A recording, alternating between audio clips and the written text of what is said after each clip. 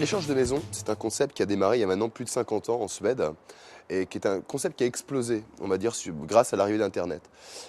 Pourquoi ce concept a explosé? D'abord, pour une raison qui est très simple, c'est le pouvoir d'achat. Échanger sa maison, c'est d'abord un vrai avantage financier. Vous n'avez pas besoin de payer l'hôtel, vous n'avez pas besoin de payer la location, vous n'avez pas non plus besoin d'aller au restaurant tous les jours pour vous nourrir.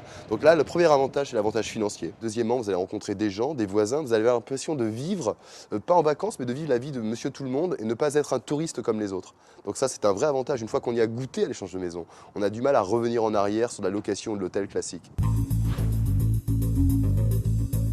Légalement, un propriétaire n'a pas le droit de vous refuser que vous hébergiez à titre gracieux un ami pendant 15 jours. Donc non, légalement, vous pouvez aussi bien en étant locataire ou propriétaire faire un échange de maison, il n'y a pas de problème. Par contre, s'il y a une transaction d'argent, là, ce n'est plus pareil. C'est-à-dire que vous n'avez pas le droit de louer votre bien si vous êtes locataire. Par contre, vous avez le droit de l'échanger. La première chose qu'il faut savoir, c'est que l'échange, d'abord, est basé sur la confiance, hein. Il n'y a aucune valeur juridique dans un échange, aucun papier signé qui a une vraie valeur juridique. Par contre, vous pouvez vous assurer de choses, c'est-à-dire que les personnes ont une assurance habitation et une responsabilité civile. Et à partir de là, si vous avez toutes ces garanties, vous n'avez aucun souci lors de faire un échange.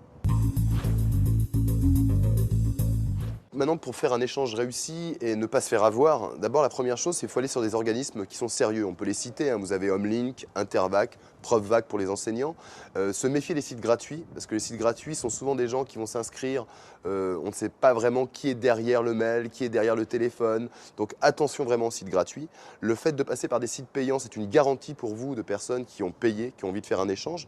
Ensuite, il y a des choses très simples lors d'un échange. C'est si vous avez des biens précieux, mettez-les dans une armoire ou dans une pièce qui est condamnée.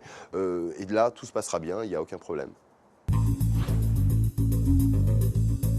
C'est vrai qu'un échange, c'est pas une location. Vous avez fait un deal avec des personnes en disant vous viendrez chez moi entre le 1 et le 15. Vous faites le deal 2 mois avant et il peut se passer quelque chose, un décès, un problème lors de l'échange.